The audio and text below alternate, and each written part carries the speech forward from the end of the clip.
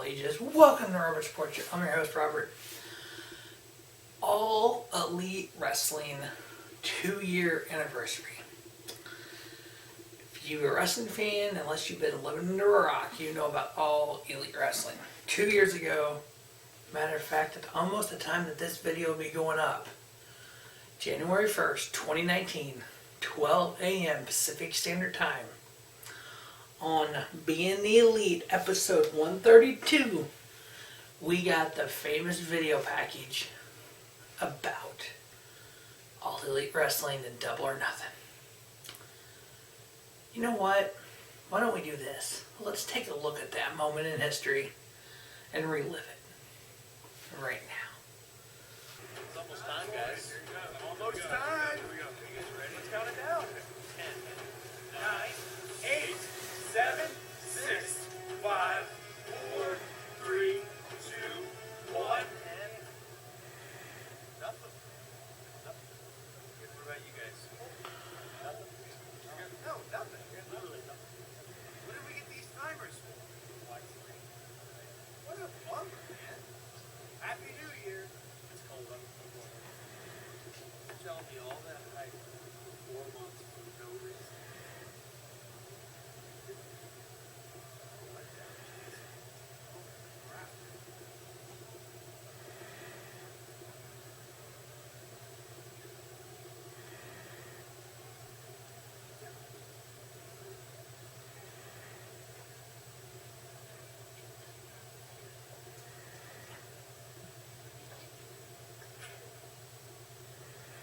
Wait a minute, you guys try it again.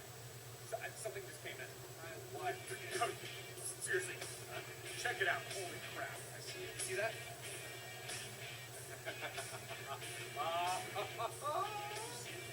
I see it. Indeed. Hangman. Woo! Guys. Holy crap. We're going double or nothing.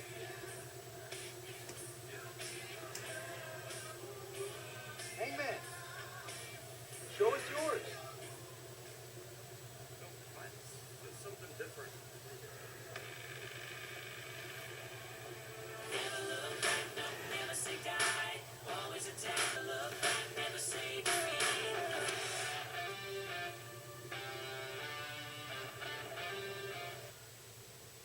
Man, just every time I see that footage, I just get goosebumps because it's like in front of the Tokyo Dome and the countdown. If you watch Being the Elite, there's a countdown timer. No one knew what it was.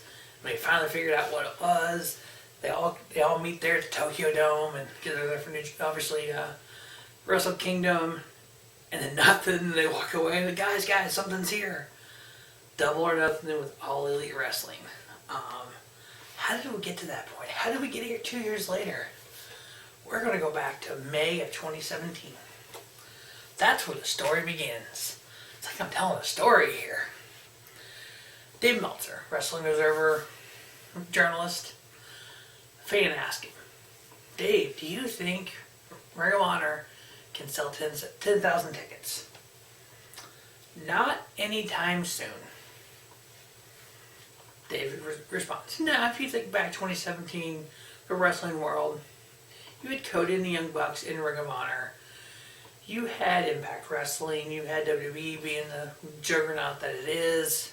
People were leaving the indies to go to WWE NXT. I probably would have said the same thing, to be honest. Cody took it as a challenge.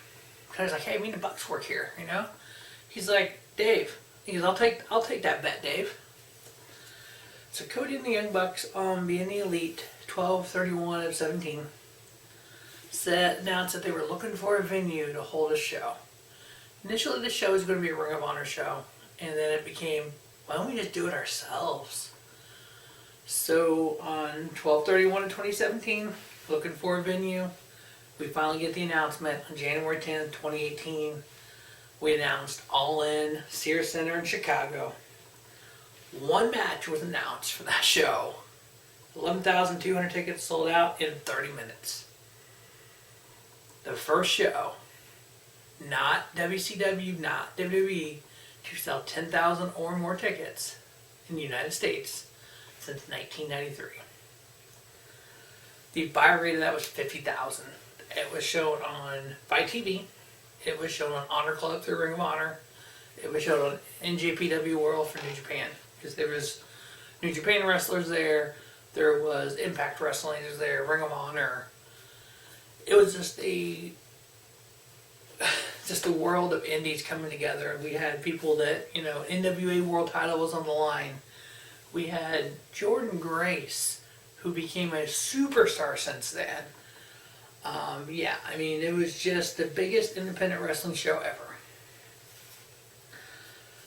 After that show took place in September 1 in 2018, we had all these rumors coming out that there was some trademarking going on, different logos, different names, this, that, and the other. They all had the address of Jacksonville, Florida on it, which is the offices of Shaka Khan and Tony Khan, the owners of the Jacksonville Jaguars. We get the confirmation 2 years ago today of All Elite Wrestling. Since then, in May 15th of 2019, AEW and Warner Media agreed to a deal for Dynamite on TNT, bringing wrestling back to TNT the first time in 18 years. Earlier in 2020, January 15th of 2020, Warner Media and AEW announced a contract extension through 2023 with a second show coming. We know Dynamite is on Wednesday nights at 7 p.m. We have AEW Dark on Tuesdays on YouTube. Evaluation it's something like that. It's called for the new show. This place is growing.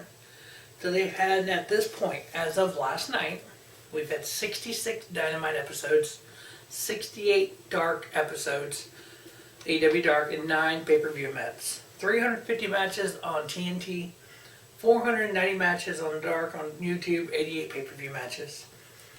For a total of 928 matches, 735 men, 192 women, and 1 intergender. Tony Khan, back in 2019, April 25th, said he had a 5-year plan for AEW.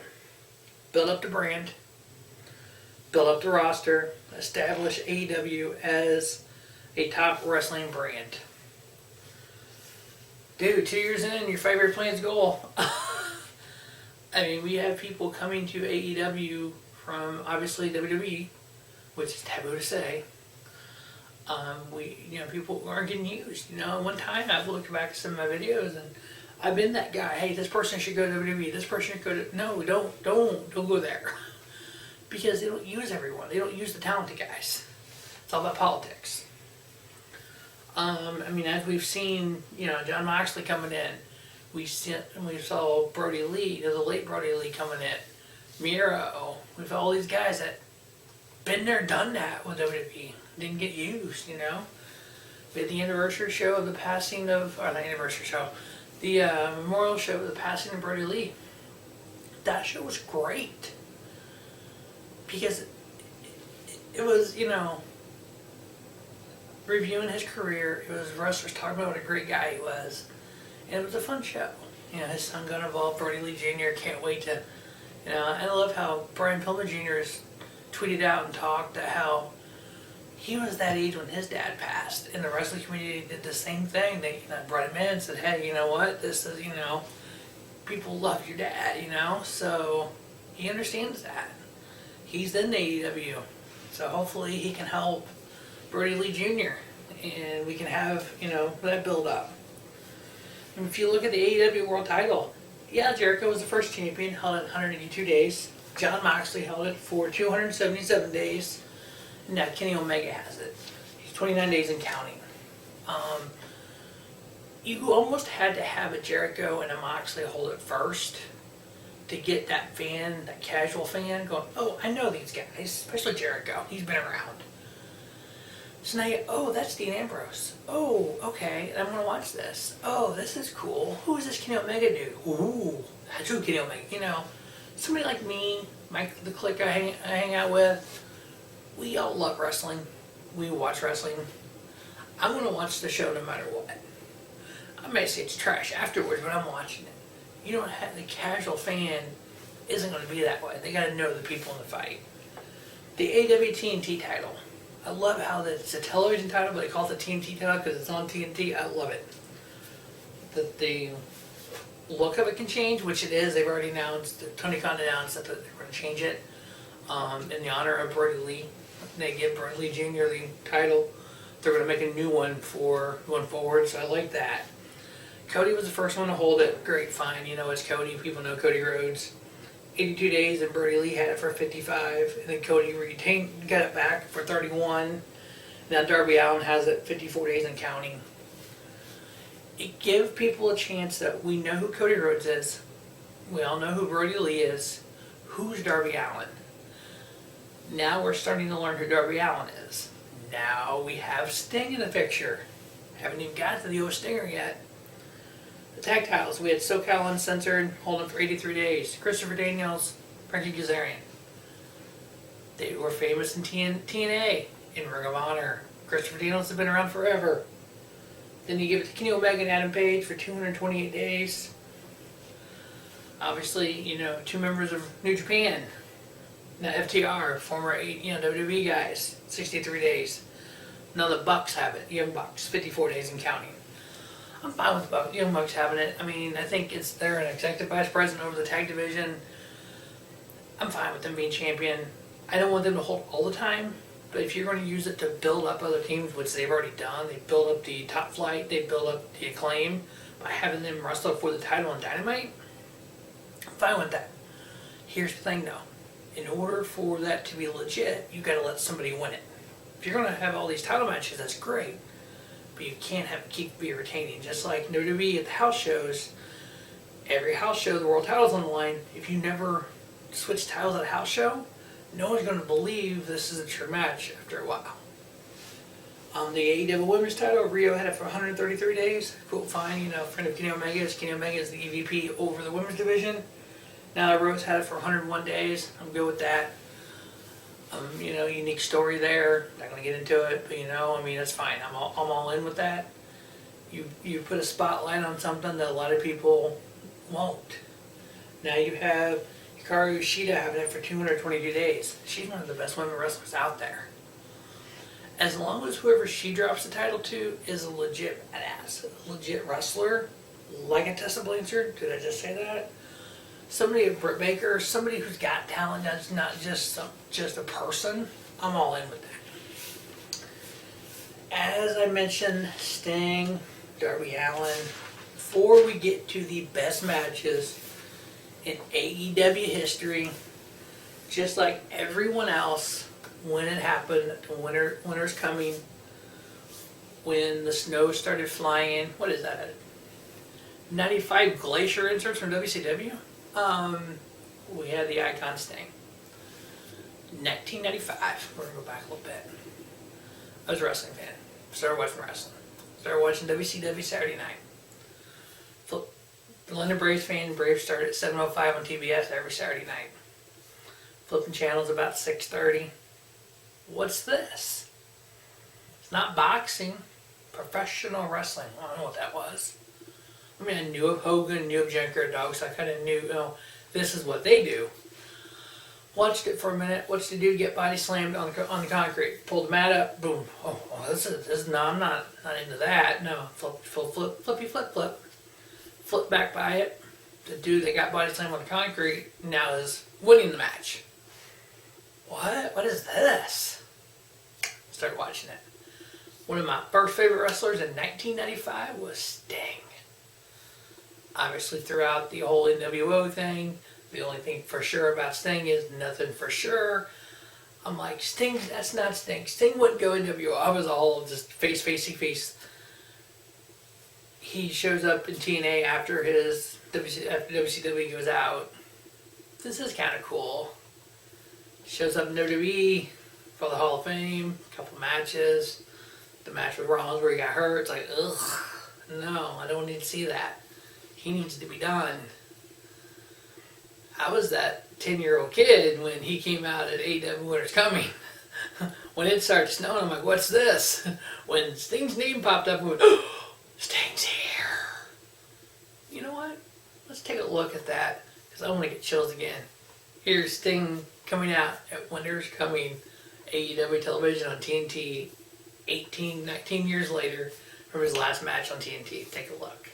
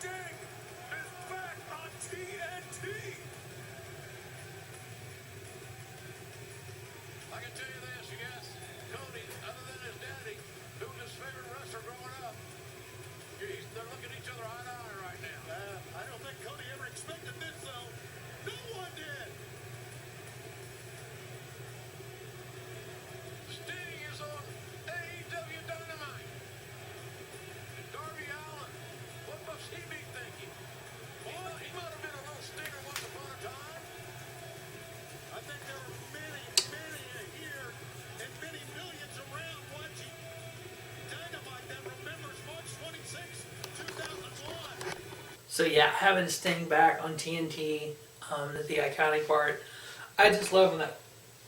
Every time I see that, I get chills. It's like watching him come out, the face to face with Arn, and have a show on. He goes like, "They got history. There's no love lost there."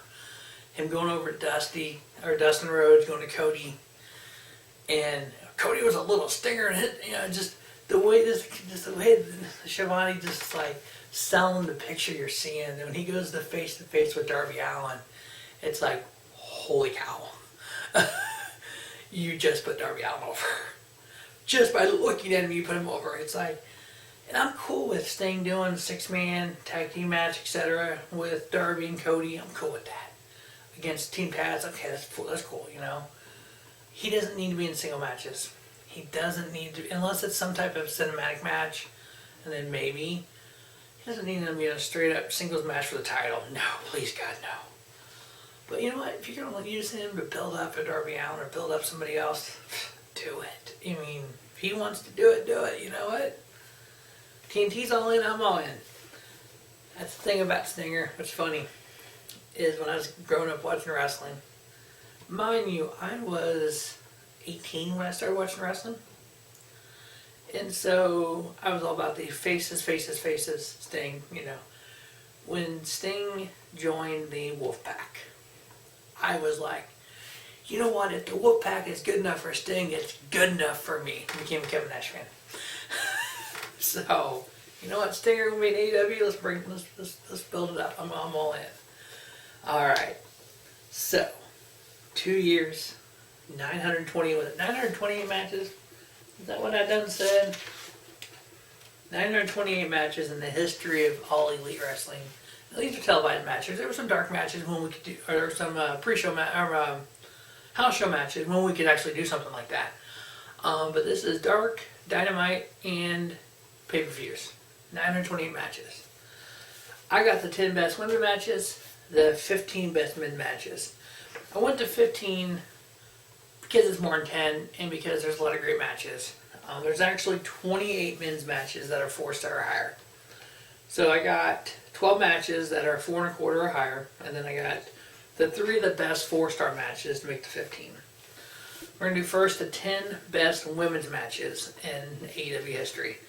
Again, the women's division is not the best for AEW. It's great, but it's not the best. Number 10 from All Out 2019, we had a women's singles match. Rio versus Hikaru Shida. This was the winner of this, went on to face the winner of the Battle Royal for the first ever women's title. Rio won this match. It was a 3-star match. Number 9 comes from Dynamite, the 10th episode of Dynamite on December 4th, 2019. Hikaru Shida versus Chris Statlander. Chris Statlander getting the victory. I give it 3.25. That's somebody that they can build a division over, but she's hurt, Chris Statlander.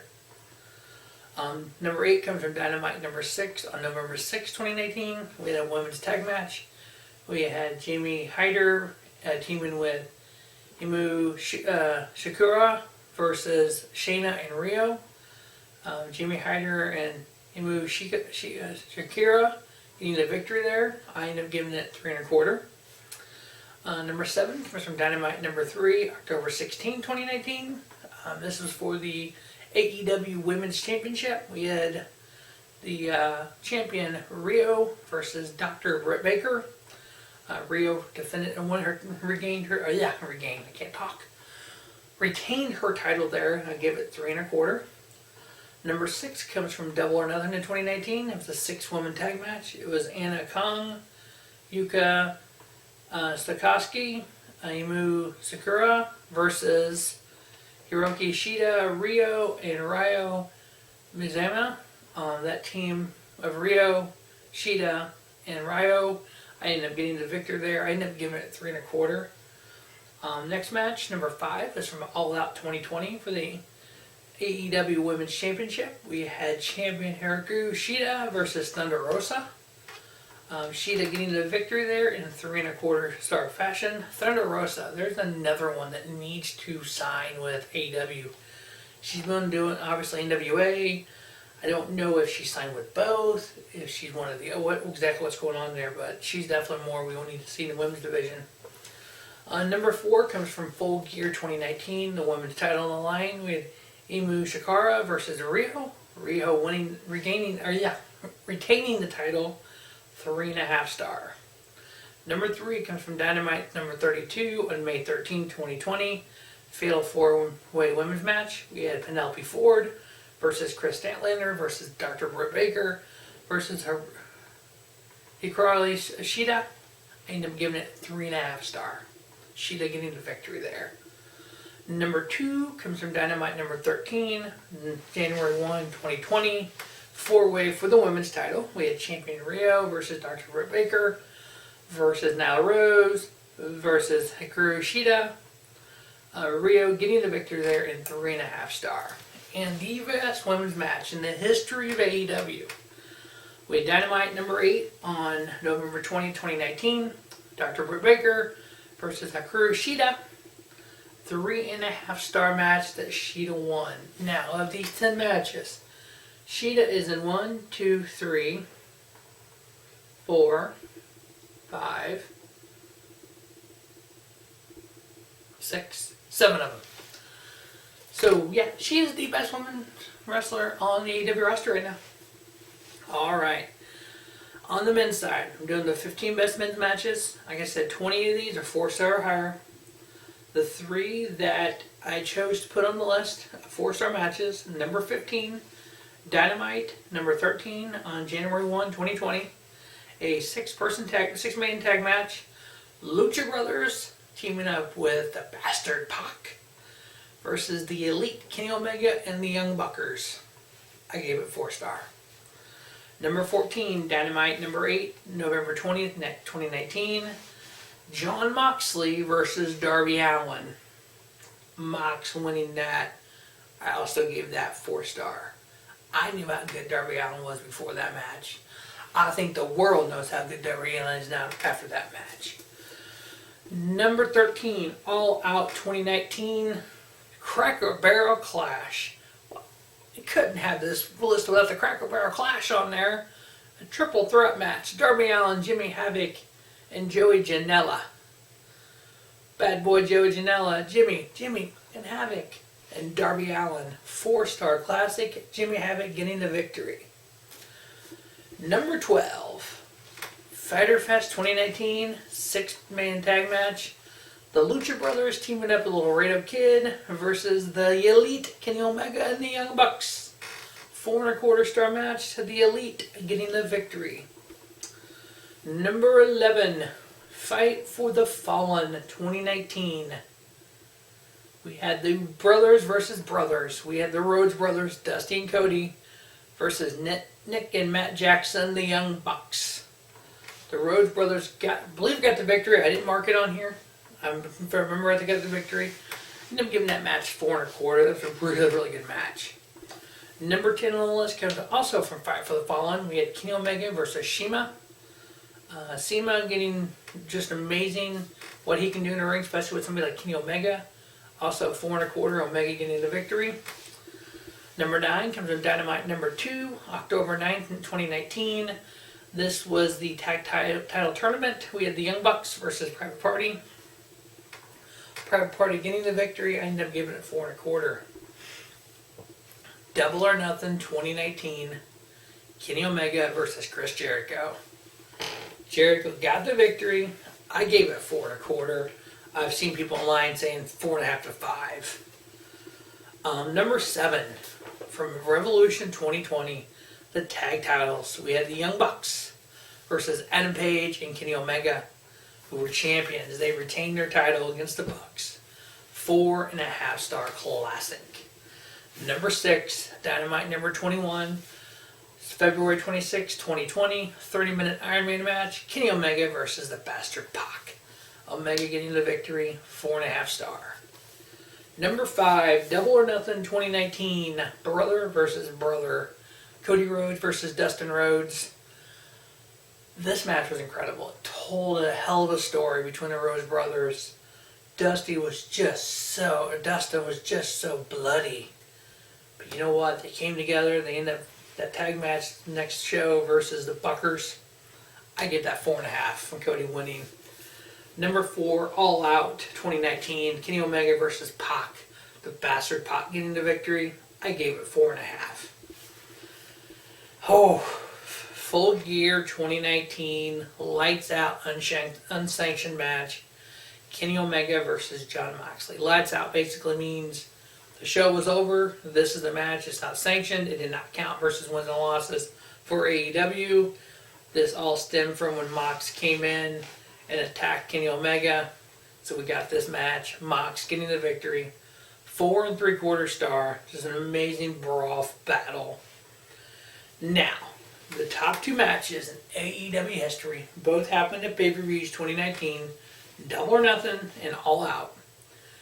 They were not for an AEW title. They were for the AAA, Lucha Libre AAA Tag Team Championships. The Double or Nothing match, which is number 2 on the list, champion the Young Bucks versus the Lucha Brothers. We had Pentagon Jr. and Rafe Knox. I give that match 5-star.